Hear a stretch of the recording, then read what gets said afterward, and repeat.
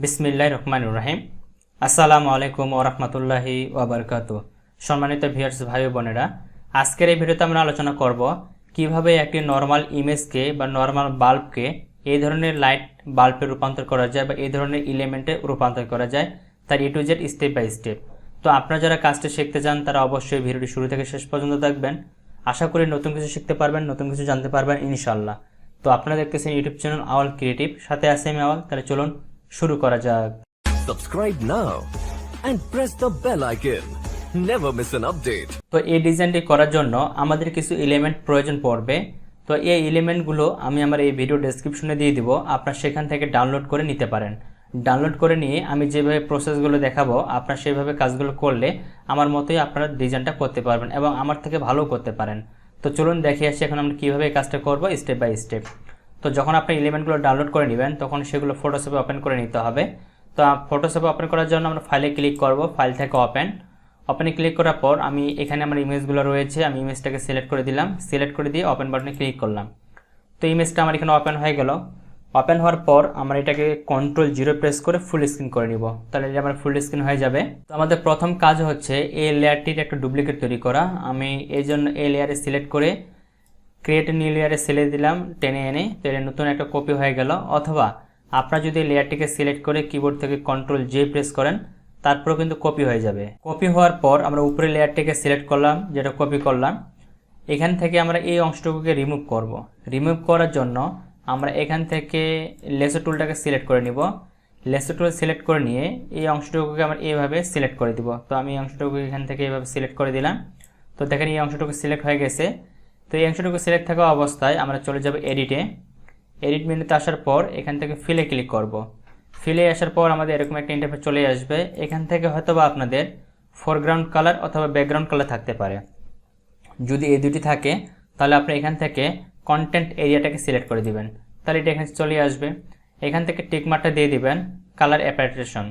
এরপর এখানে ব্লেন্ডিংটা নর্মাল থাকবে, অপাসিটি 100 থাকবে।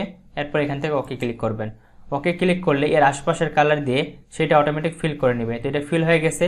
আবার কিবোর্ড থেকে Ctrl+D প্রেস করে এটাকে ডিসিলেক্ট করে নিব। তারপর আবার লেসো টুলে সিলেক্ট করে এই অংশটুকু আবার আমরা একটু সিলেক্ট করে নিব। এইভাবে সিলেক্ট করে দিয়ে ঠিক আগের মতো এটাকে আমরা ফিল কালার করে দিব। এই জন্য আবার এডিট মেনুতে যাব, এখান থেকে ফিল থেকে ওকে। তাহলে দেখেন এই কালারটা আমার এখানে রিমুভ হয়ে গেছে। এখন এই অংশটুকুকে রিমুভ করতে হবে। এটুকুকে রিমুভ করার জন্য আমি আগে এটাকে ডিসিলেক্ট করে নিচ্ছি Ctrl+D দিয়ে। তারপর এখান থেকে ক্লোন স্ট্যাম্প টুলটাকে আমি সিলেক্ট করে নিব, নিয়ে এটাকে একটু জুম করে নিব। জুম করে নেওয়ার পর আমি এই অংশটুকুকে এখন রিমুভ করব। রিমুভ করার জন্য আমি এখান থেকে ক্লোন স্ট্যাম্প টুলটাকে সিলেক্ট করে নিলাম। আবার সিলেক্ট করে নিয়ে এর একটু পাশের অংশটুকু আমি একটা স্ক্রিনশট নেব। এর জন্য পাশের অংশে নিয়ে গিয়ে কিবোর্ড থেকে অল্টার বাটন প্রেস করে ধরে এটাকে একটা ক্লিক করব। ক্লিক করলে এই অংশটুকু আমার একটা স্ক্রিনশট হয়ে গেল। এখন আমি এটাকে এখানে ব্রাশ করব।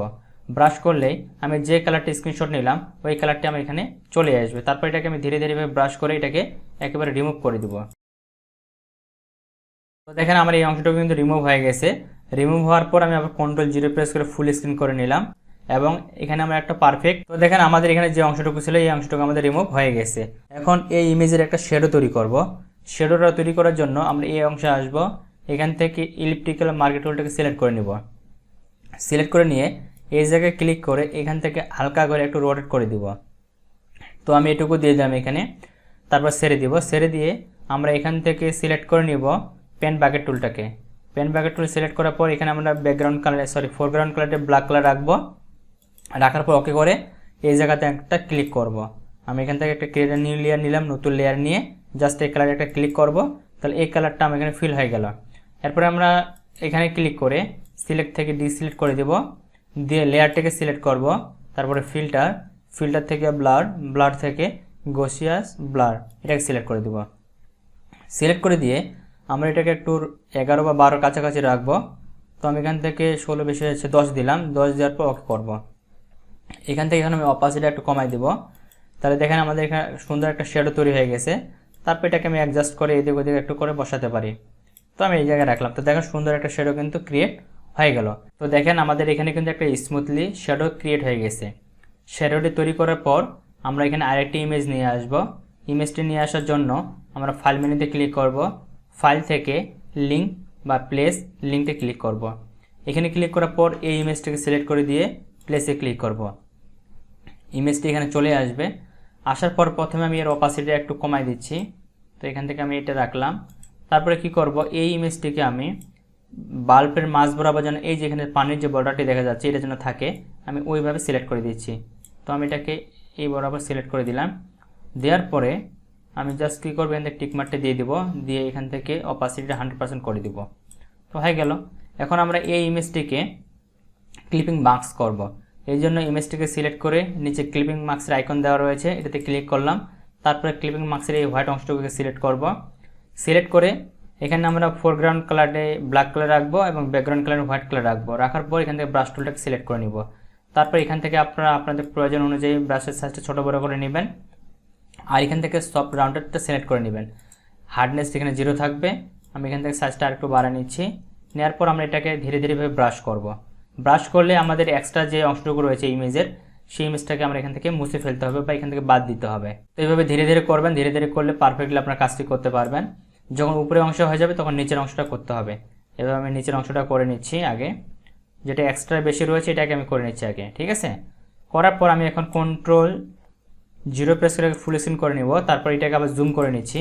জুম করে নিলে আমি আর পারফেক্টলিভাবে কাজটা করতে পারবো। অল্টার বাটন প্রেস করে আরেক ধাপ জুম আউট করে নিলাম। এবারে দেখেন এখানে কিন্তু বেশি একটু ব্রাশ হয়ে গেছে বা মার্কস হয়ে গেছে, এটাকে আবার ফিরে নিয়ে আসতে হবে। ফিরে নিয়ে আসার জন্য উপরে এবার আমরা হোয়াইট কালার রাখবো, নিচে রাখবো ব্ল্যাক কালার রেখে আবার আমরা ব্রাশ টুলটাকে সিলেক্ট করে নিয়ে এটাকে আবার ধীরে ধীরে আমরা ব্রাশ করব। ব্রাশ করলে ওই অংশটুকু আবার এখানে ফিরে চলে আসবে। তো দেখতে পাচ্ছেন ওই অংশটুকু আমার এখানে চলে আসছে। আসার পর আবার আমি এখানেও হোয়াইট অংশটাকে নিচে দিয়ে দিচ্ছি, ব্ল্যাকটাকে উপরে দিয়ে দিলাম। দিয়ে ব্রাশের সাইজটাকে একটু ছোট করে নিচ্ছি। ছোট করে নিয়ে আমি ধীরে ধীরে এইভাবে এটাকে রাউন্ড করে দেবো। অর্থাৎ বাল্ব যেটুকু এরিয়ার ভিতরে রয়েছে আমার, শুধু সেটুকু এরিয়াতে আমি ইমেজটাকে রাখবো, আর বাকি অংশটুকু কিন্তু আমি ইমেজটাকে রাখবো না। এই জন্য আমরা এটা কী করবো, ধীরে ধীরে একদম আস্তে আস্তে কাজটা করব, যেন আমরা পারফেক্টলিভাবে করতে পারি। তো আপনারা অবশ্যই ধীরে ধীরে করবেন, কারণ তাড়াহুড়া করতে গেলে হয়তো অনেক জায়গায় মিস হয়ে যেতে পারে, আর মিস হয়ে গেলে কাজটা কিন্তু পারফেক্টলি দেখাবে না, ঠিক আছে।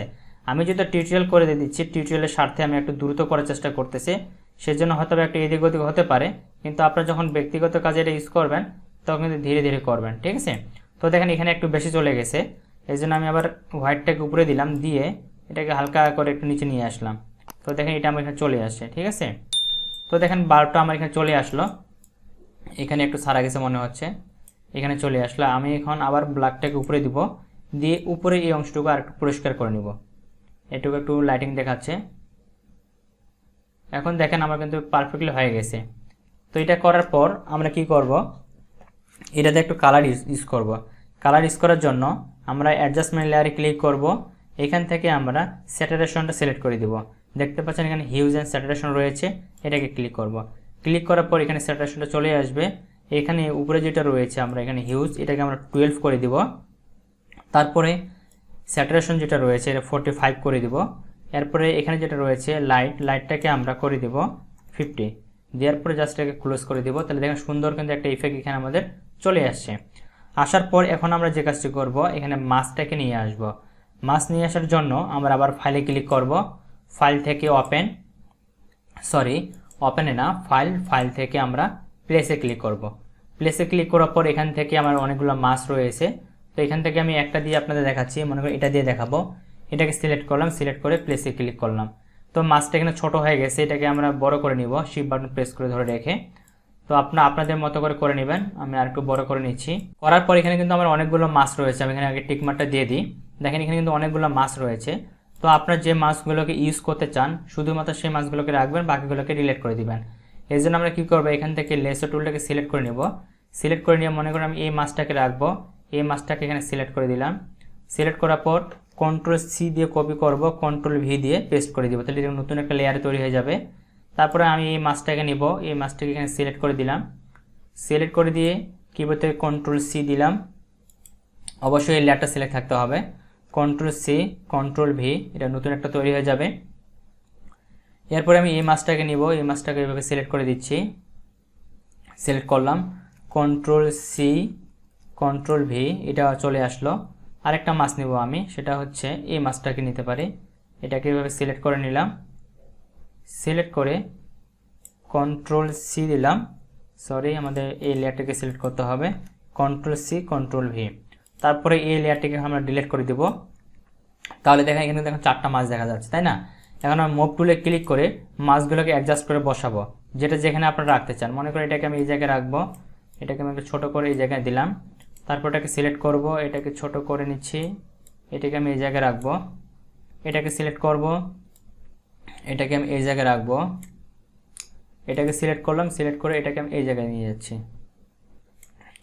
তো দেখেন 4টা মাছ আমার তৈরি হয়ে গেছে। আমি এটাকে আরেকটু নিচে দিতে পারি, এটা আরেকটু নিচে দিলে ভালো হবে।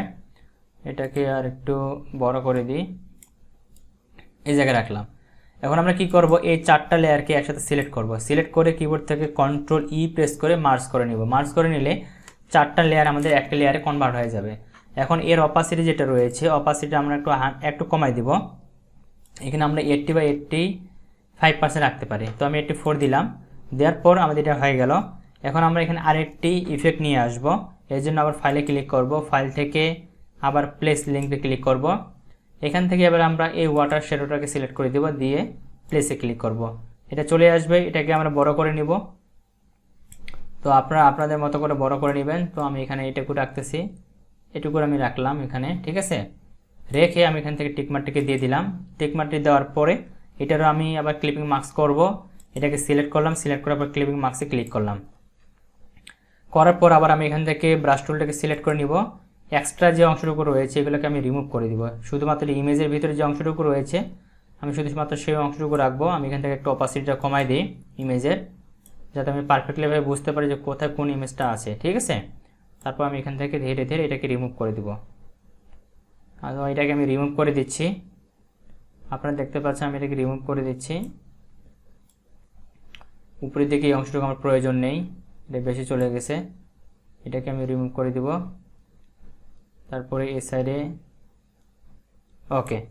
তারপর এটাকে আমরা সিলেক্ট করব। সিলেক্ট করার পর আমরা এখান থেকে এটাকে সিলেক্ট করব। এটাকে সিলেক্ট করার পর এখান থেকে আমরা মোডে চলে যাব। মোডে আসার পর এখান থেকে ওভারভিউ সিলেক্ট করে দিব। ওভারভিউ সিলেক্ট করার পর এখানে অপাসিটিটা আমরা 48 এর কাছাকাছি রাখবো। তো আমি এখান থেকে 48 দিলাম। তো দেখেন সুন্দর একটা কিন্তু ইফেক্ট আমাদের চলে আসছে, বা 49 দিলাম। আর এখানে যে আমাদের যে ব্যাকগ্রাউন্ডটি ছিল, প্রথম যে লেয়ারটা নিয়ে আসছিলাম ব্যাকগ্রাউন্ডে, এই লেয়ারটাকে সিলেক্ট করে এর মোডটাকে আমরা এখান থেকে মাল্টিপ্লাই অ্যাপ্লাই করে দেবো। তো আমি মাল্টিপল অ্যাপ্লাই করে দিলাম। দেওয়ার পর এখানে আমাদের এই ইমেজটা চলে আসছে। এখন আমরা এখানে আরও কিছু ইফেক্ট ইউজ করব, যে ইফেক্ট ইউজ করলে এটা আরও আমাদের পারফেক্ট লাগবে। তো এখানে আমি সিলেক্ট করে নিচ্ছি, সিলেক্ট করে নিয়ে এটাকে একটু ফিরে নিয়ে আসতেছি। এই জায়গায় হয়তো আমার একটু বেশি ব্রাশ করা গেছে, এই জন্য আমি এই অংশটুকু ফিরে নিয়ে আসতেছি। তো দেখেন এই অংশটুকু চলে আসছে।